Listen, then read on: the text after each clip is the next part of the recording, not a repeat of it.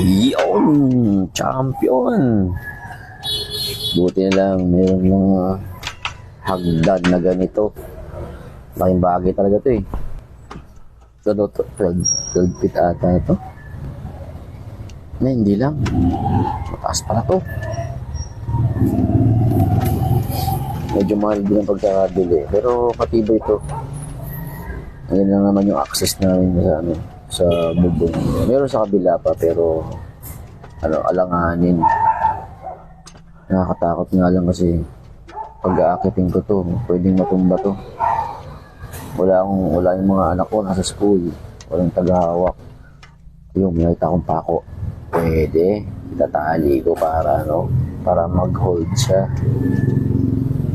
Yun ang sinitas. Tali. Galing.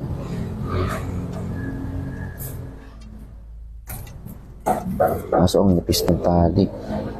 Tsaka ang nipis ng pako. Pero try lang muna natin. Nakikita natin kung aari nga talaga. Magaan lang naman ako eh.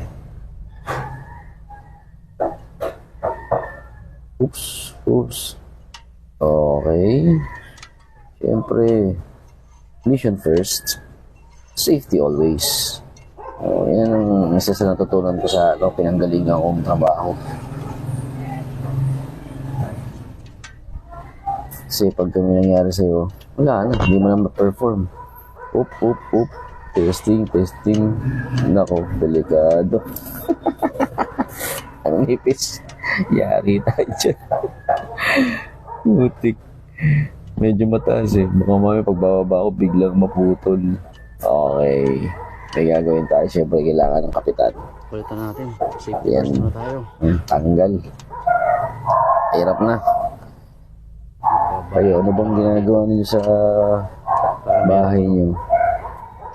Mayroong mag-hold. Dapat palagi concern yung yung safety. Yan. Na-prepare ko na yung drill, cordless drill ko. Tapos meron naman akong stock na panglagay dyan para makapitan ng tali.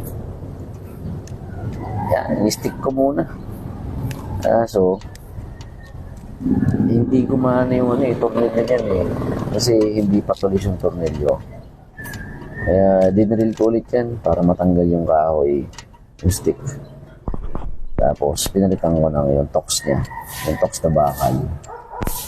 Yan, yung tox na bakal na nakalagay yan. Kaya maganda rin traffic niya. Alright. Okay. Ito. Pang-rappelling to na tali. Hindi ko mapuputol to kung ganyan lang yan. Kung ganyan lang. Sobrang ang tibay niyan. Pati yung kakapitan.